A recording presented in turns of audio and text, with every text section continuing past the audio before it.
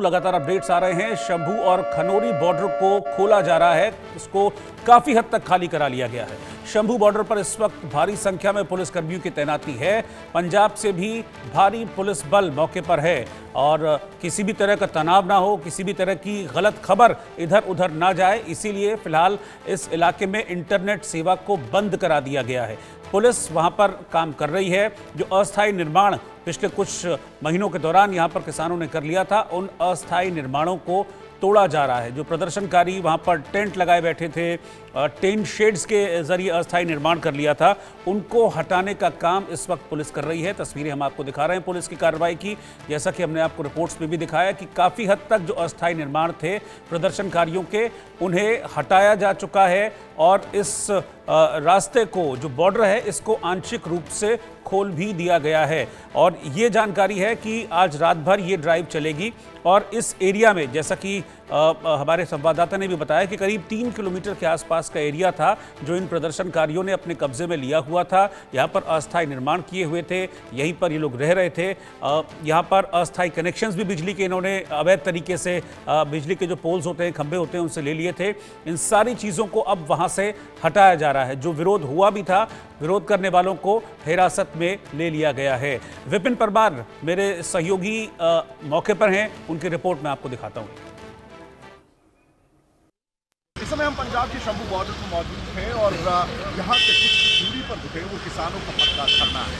हरियाणा और पंजाब के बॉर्डर पर किसान पिछले 1.5 से ज़्यादा साल से बैठे हुए हैं। किसान आंदोलन 2.0 MSP की कानूनी गारंटी की मांग करते हुए कई बार प्रयास किया गया, ट्रैक्टर ट्रॉलियों से जाने की कोशिश की गई, पैदल मार्च किए गए, लगातार पुलिस और किसान आमने सामने होते दिखाई दिए। लेकिन इसके बाद बातचीत का दौर शुरू हुआ। 7 दौर की वार्ता के बाद आज वो दिन है जब 3 केंद्रीय मंत्री जो है वो चंडीगढ़ पहुंचते हैं, जिसमें शिवराज चौहान, प्रहलाद जोशी और साथ ही साथ अगर बात करें तो इस बैठक के बाद जो है जो किसान नेता खनौरी पर डल्लेवाल और दूसरी तरफ शंभू बॉर्डर पर जो पंथेर की ओर से मोर्चा संभाला गया था, इन दोनों नेताओं को, इन दोनों किसान नेताओं को जो है वो डिटेन कर लिया गया।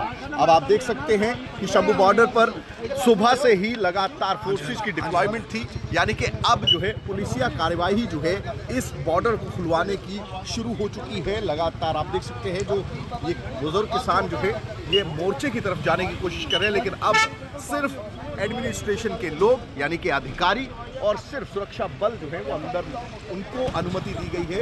इस पॉइंट के बियॉन्ड जो है वो मीडिया को भी आगे नहीं जाने दिया जा रहा, यानी कि पूरी तैयारी। बातचीत विफल होने के बाद ये खबर आई थी कि बैठक के बाद 8 तारीख को एक बार फिर से बैठक होगी, लेकिन कहीं ना कहीं पंजाब पुलिस की ओर से जो है दोनों किसान नेताओं को मोहाली में डिटेन किया गया और उसके बाद सुबह से जो डिप्लॉयमेंट की गई थी अब उसको एक्टिव मोड में यानी कि एक्शन मोड में लाते हुए शंभू बॉर्डर और खनौरी बॉर्डर दोनों जगह पर कहीं ना कहीं इवैक्यूएशन का प्रोसेस, यानी कि इस पूरे रूट को जो हरियाणा और पंजाब को जोड़ता है उसे खाली कराने की प्रक्रिया जो है वो शुरू हो चुकी है।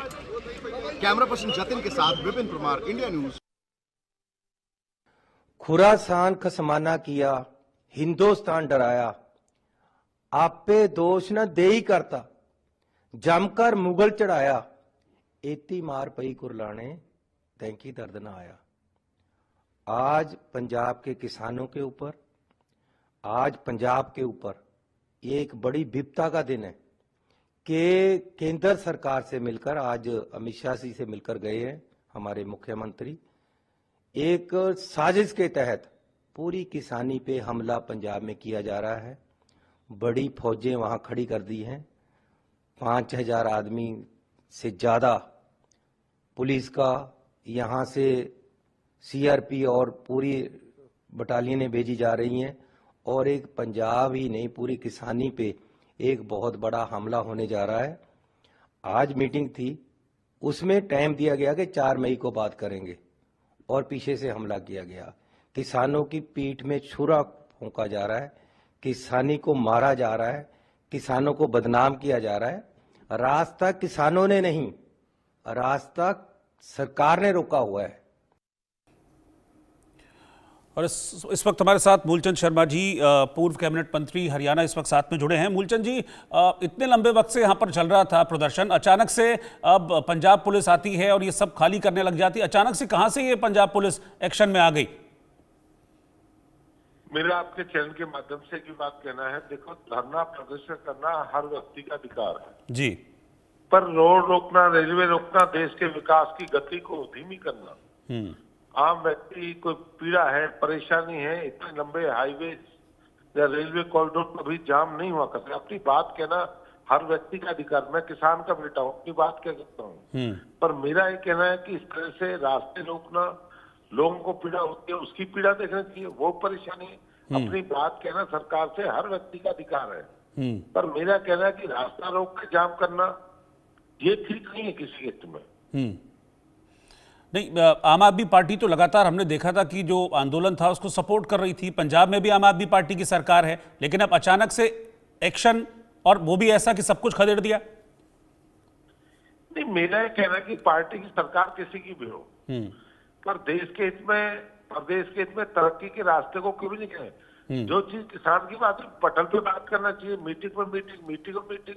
ऐसा कभी नहीं देखा मीटिंग पर मीटिंग, रोज मीटिंग है। पर मेरे अपनी बात रखे, अपनी बात कर सकते हैं। रास्ता, रेलवे, रोड ये नहीं रोकना चाहिए, चाहे पार्टी किसी को।